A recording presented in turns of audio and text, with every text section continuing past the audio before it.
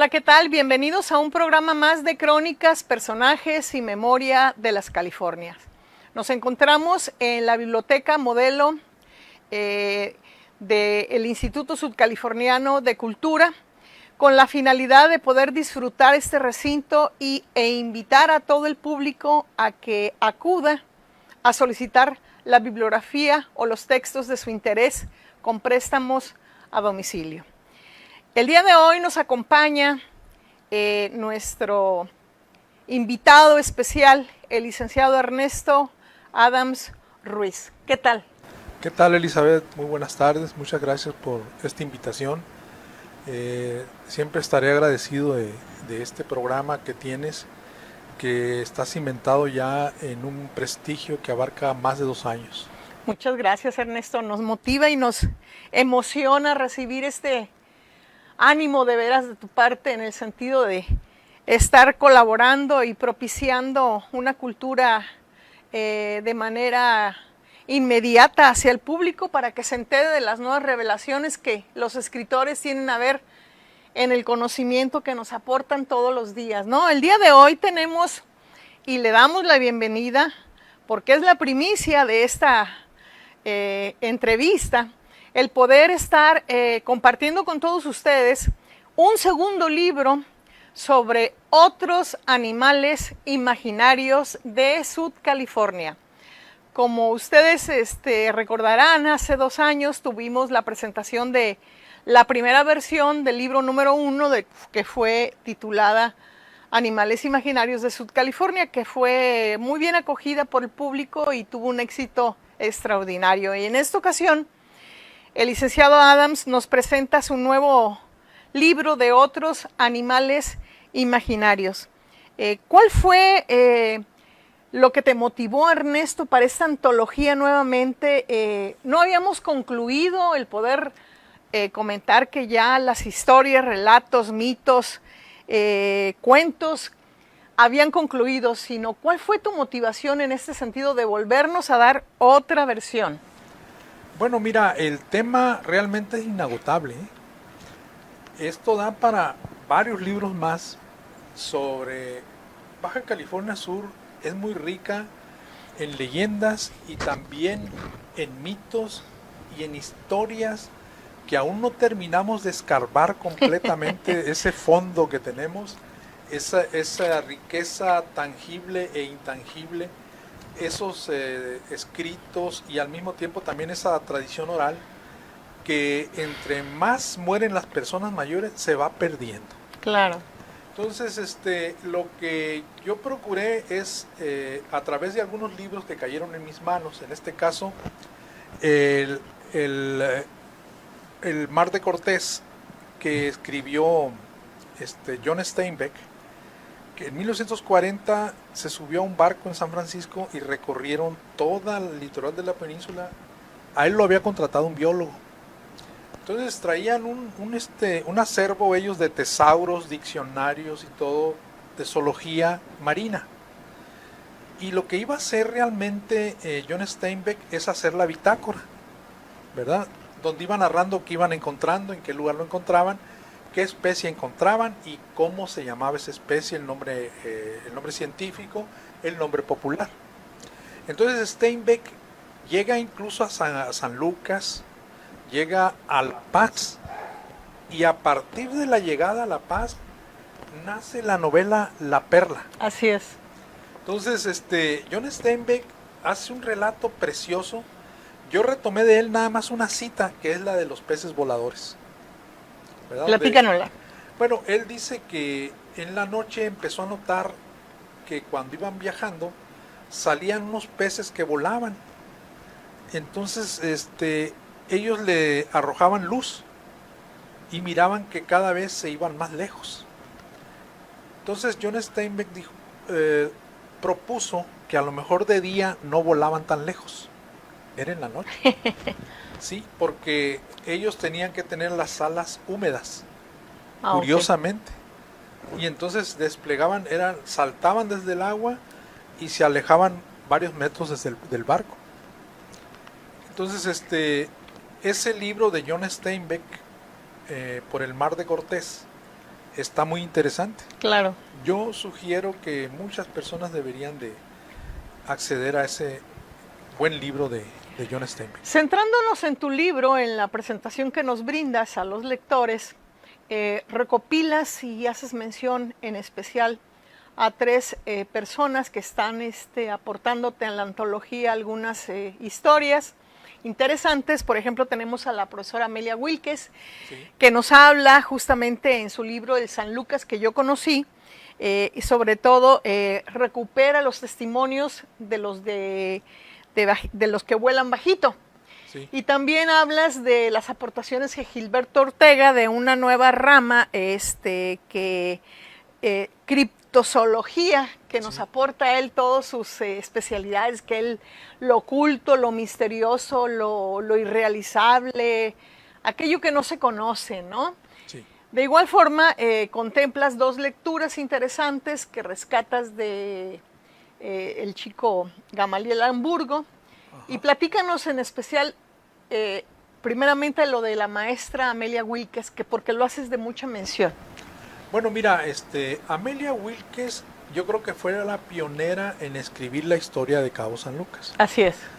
Aunque anteriormente los que dominan el tema son los norteamericanos, ¿verdad?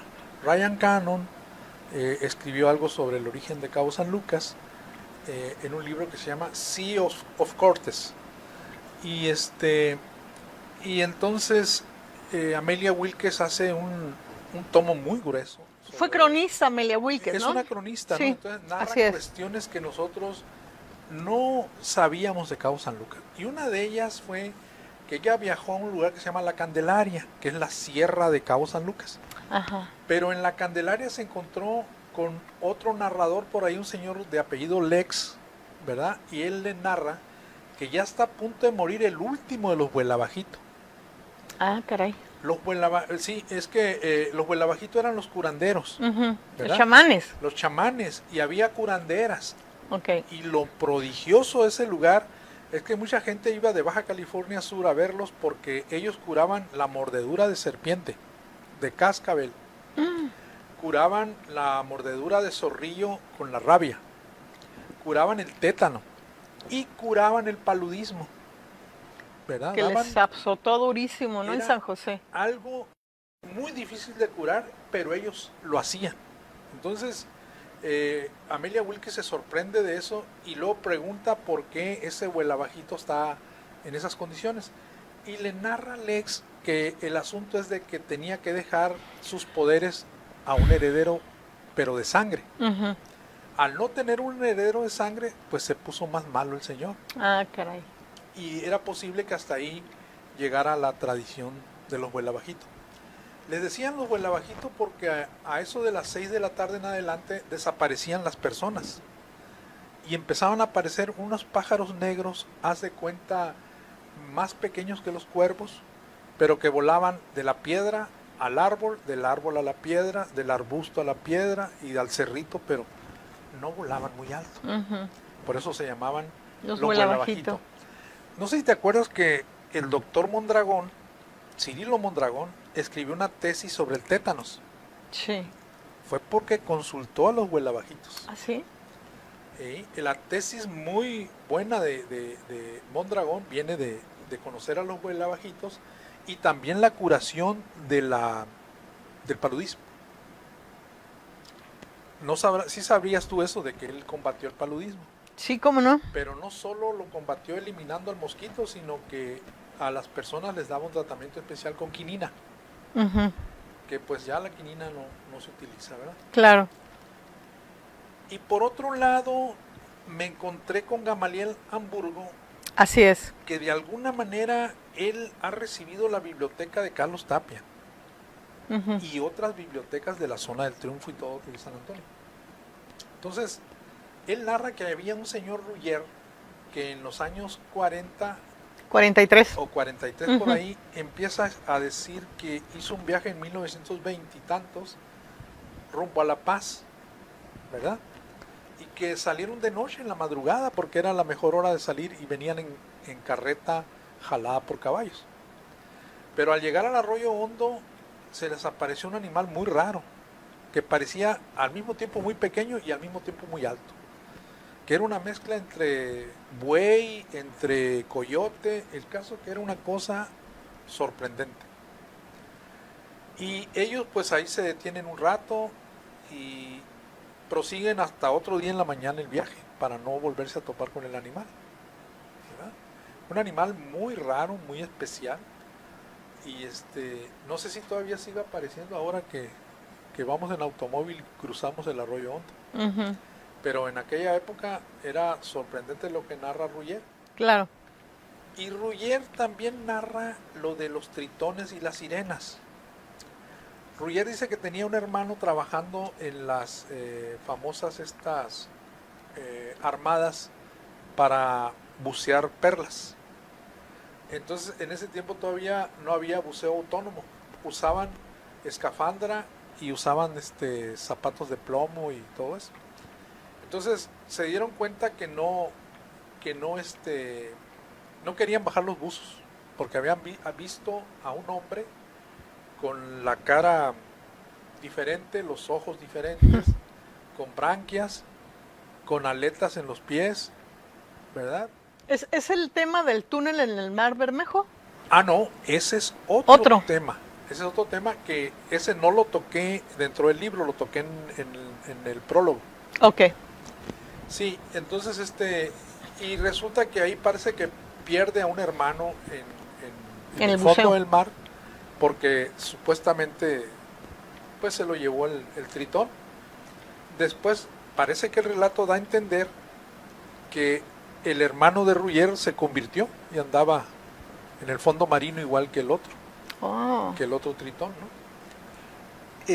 Lo del el fondo abismal de la península fue una narración que conocí de niño yo en Baja California. Mi tío Carlos Verduzco decía, un señor que vivía en Tijuana, que a veces encontrabas tú ballenas grises en el Golfo de California y en el mar del Pacífico te encontrabas totoabas, sí, ¿verdad? Pero resulta que nunca existió ese túnel y jamás has encontrado tu totoaba ni ballenas grises acá. Bueno, fue una historia, ¿no? Sí, era una leyenda, ¿no? Leyenda que se decía mucho en el norte. Excelente, muy bien. Y en el caso de las aportaciones de Gilberto, ¿qué destacas? Mira, Gilberto tiene un fondo documental en el archivo, que es realmente el sustento de muchos trabajos que él escribe. Por ejemplo, en realidad el texto sobre los gigantes lo basa en Miguel del Barco. De Miguel del Barco, el autor de Crónicas e Historia Natural de la Antigua California, narra lo de los gigantes de la zona de San Joaquín, ¿verdad?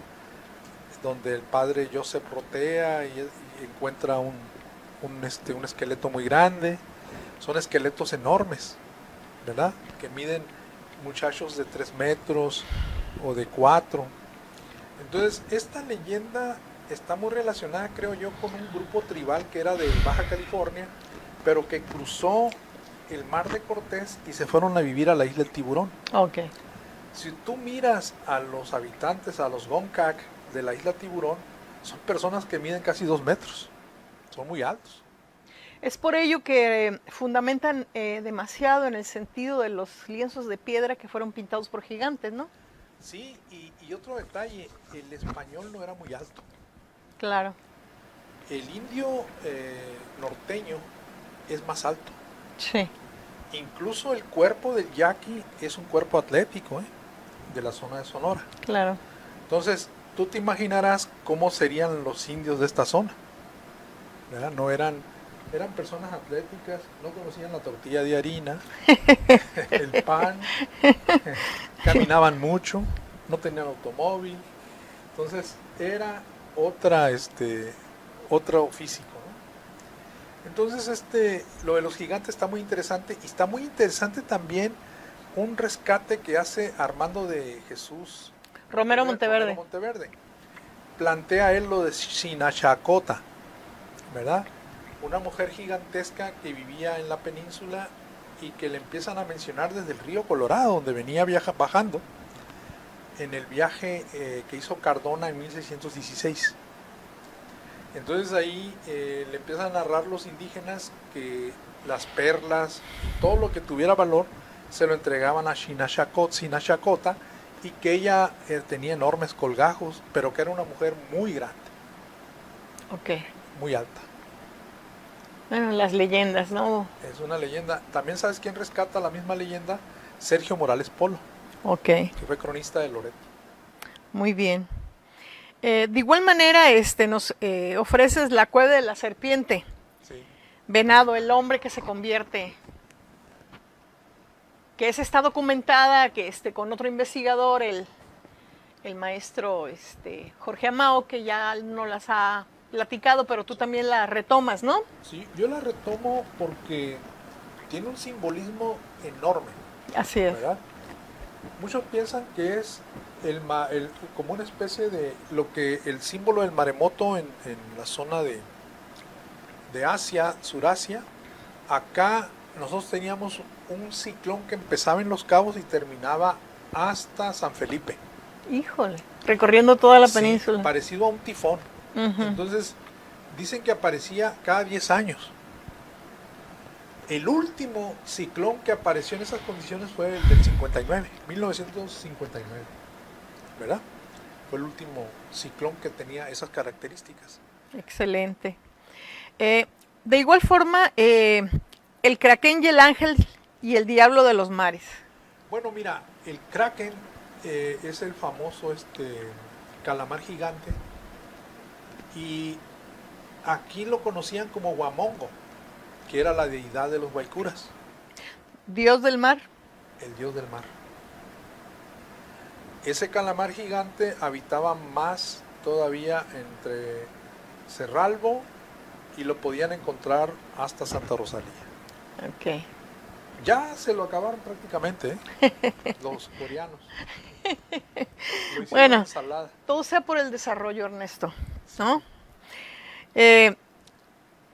Las hijas del tecolote. Es una leyenda pai pai de una tribu 100% californiana. Los Pai Pai son de origen humano y viven al sur de Ensenada, cerca de un lugar que se llama la Cola de la Zorra. Ujú. Entonces, estos cuates, los Pai Pai, era la manera de enseñar a los niños algunas cuestiones de astronomía. Les narran que las hijas del tecolote eran 6 muchachas muy bonitas, pero que andaba atrás de ellas molestándolas todo el día el coyote. Entonces un día las muchachas se suben hasta el cielo, y el coyote llega a buscarlas y no las ve por ningún lado. Y le empiezan a gritar, acá estamos. Y no, pues no los ve por el sur, por el norte, por ningún lado. Acá arriba le dijeron, y entonces ella volteó, ya están, dice, tírenme una cuerda para subirme. Y sí, hicieron trencitas con las plumas y ahí lo van subiendo. Cuando ya llega a medio camino, le cortan la cuerda y se viene contra el suelo el coyote.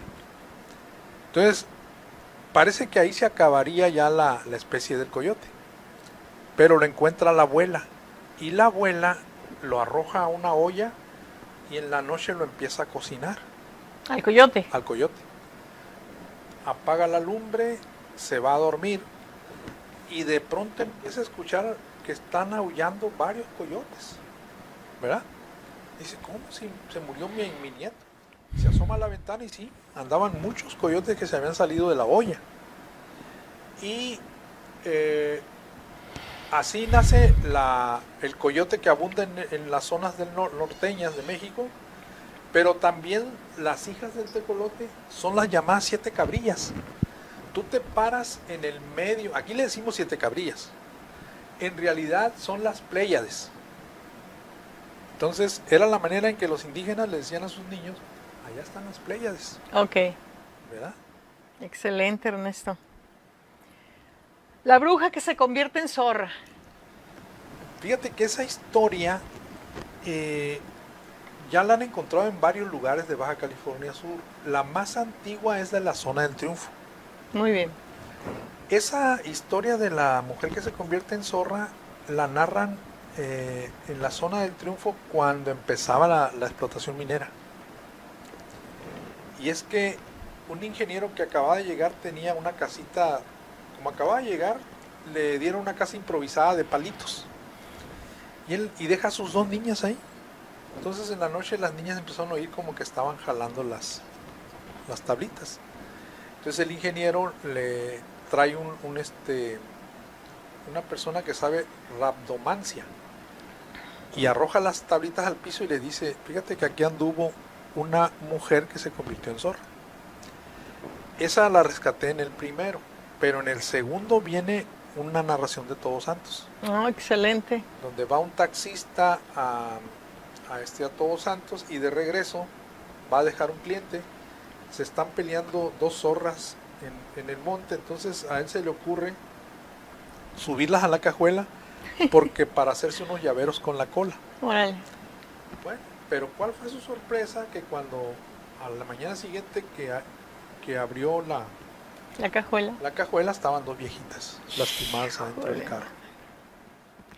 Qué historias, ¿no? A final de cuentas nacimos como una entidad que somos los californios, siempre envueltos en los mitos, leyendas, fantasías, sobre todo desde la época de la conquista, esta zona habitada por mujeres cubiertas de oro y perlas, montadas en grifos, que no había ningún hombre, que era una soledad y con unas riquezas extraordinarias. Siempre hemos propiciado esta zona tan distante, tan alejada del centro, con este cúmulo de historias, leyendas, mitos, realidades que nos platican de una manera u otra en diferentes partes del estado, ¿no, Ernesto? Sí.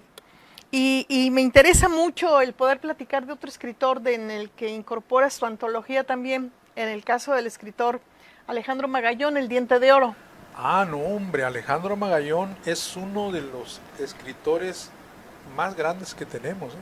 Él hizo un libro que se llama De lo extraño y lo remoto y narra que en el monte andaba, cuidaba su rancho, el rancho de la familia Pozo, el Caballerango, ¿no? Entonces, en la noche él empieza a cruzar un lugar que estaba prohibido pasar. Esa zona del monte no la cruzaba ni un jinete. Y entonces se encuentra un niño que va desnudo caminando por la orilla de la vereda donde él va montado a caballo. Y entonces se le hace increíble que un niño como de 5 o 6 años vaya caminando en la vereda. Entonces él agarra al niño y lo sube y lo monta atrás. ¿Cuál sería su error? Porque en el camino el niño lo empieza a golpear y le empieza a decir groserías. Santo Dios. ¡Párate, cabrón! Y le empieza a decir el niño muchas leperadas. Entonces este señor aumenta la velocidad y tira al niño contra un árbol por ahí y llega con el caballo sudando, porque además el niño vio que le mostraba un diente de oro, unos dientes grandísimos de oro. Entonces Demetrio, el caballerango, se deshace de él y llega a La Paz corriendo a la casa de su patrón. Y ahí en la cocina le pide café y quiere hablar con un cura. Pero la cocinera le pregunta qué pasó y ya le platicó Demetrio. Mientras le estaba platicando, Demetrio le enseña y trae 2 dientes de oro también Demetrio. Caray. O sea, está la clásica, ¿no? Que el diablo lo convirtió. Interesante, ¿no? Creo que ese tema de las leyendas, los mitos, las historias, todo lo paranormal tiene un atractivo por el público extraordinario, ¿no? Sí. Fíjate que Gilberto Ortega propone que yo estoy haciendo criptozoología. Ok. Nada más que hay un detalle. Si tú ves el libro, es una propuesta de lectura. Claro. El libro no es mío. Es es una antología que tú vas autores. coordinando. Tiene algunos textos míos nada más. Pero lo demás son de todos los autores que anduve recopilando. Claro. Y y Gilberto propone que yo estoy haciendo criptozoología. No, le digo yo nada más reúno los textos y que el público De las interprete. historias que ya han sido dadas a conocer y las vuelves a retomar. Sí, Claro. y que el público juzgue lo que está leyendo, ¿no? Claro. Entonces, yo no investigo si es verdad, si es mentira, Sí, mira, nada de eso, no me meto ahí. qué bueno que tocas ese punto. Hay algo muy interesante en la consulta y las fuentes bibliográficas que nos dan motivo de poder construir estas historias o leyendas o mitos, ¿no? Recientemente se dieron a conocer las cosas más interesantes que tú puedes encontrar en el archivo histórico, ¿no? Pablo L. Martínez. Y menciona dos historias que están documentadas en las fuentes primarias dentro del acervo que contempla el resguardo del archivo. Una de ellas, los permisos que solicitaron en la zona del Triunfo para sacar un tesoro. El pago correspondiente de los impuestos, etcétera, etcétera. Y otro más en otra zona, que no recuerdo ahorita.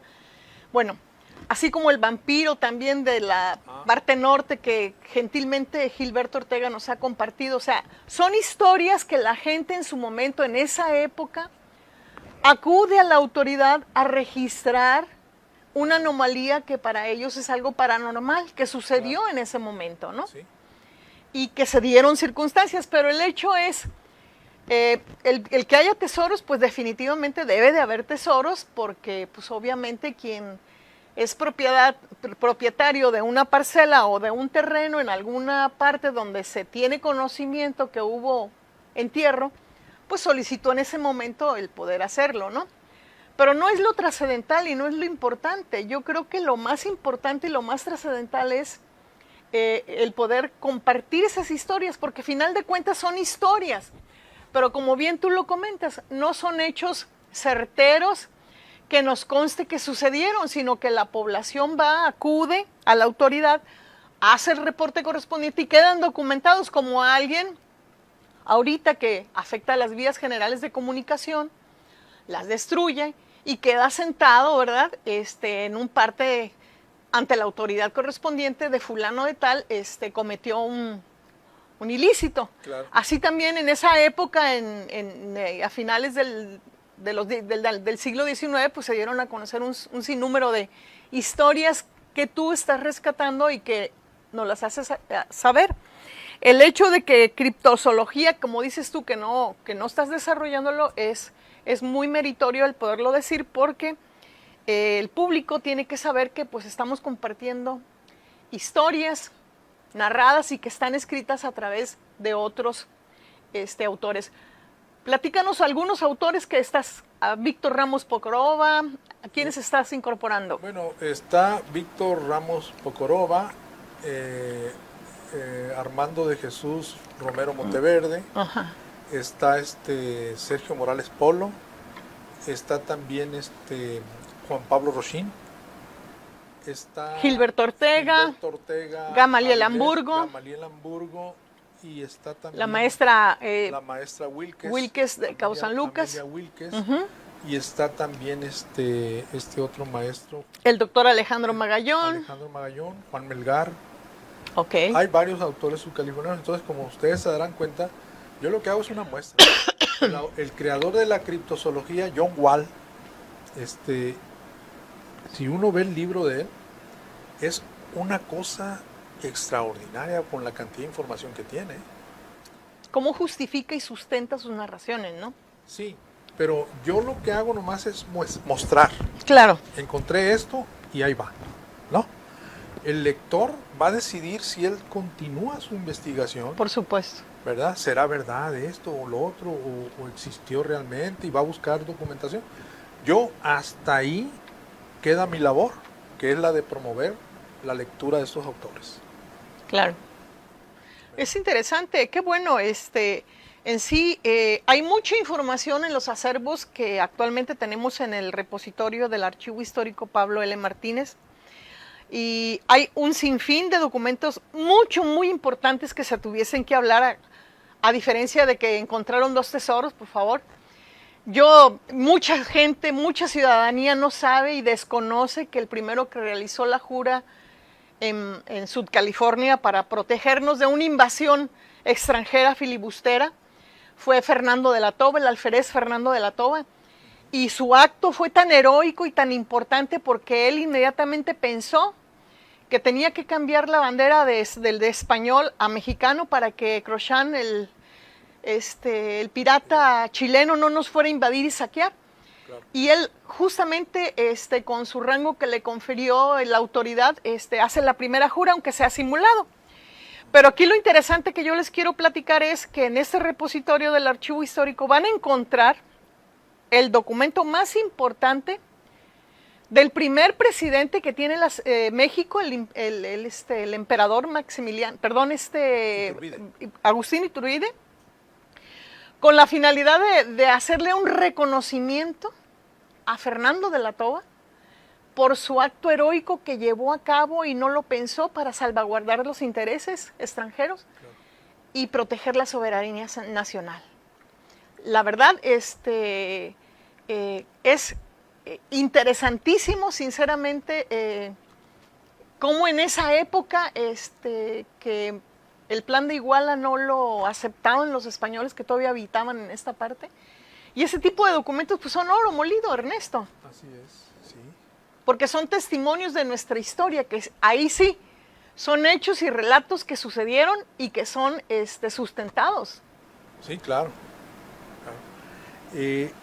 Esta propuesta de lectura de alguna manera nos enriquece también.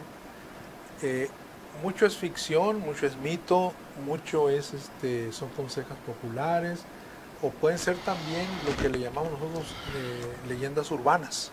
Claro. ¿Verdad? Entonces, como te digo, el propósito es atrapar al lector. Es muy amena la lectura. En estos temas. Pues agradecidos nuevamente y muchas gracias, Ernesto.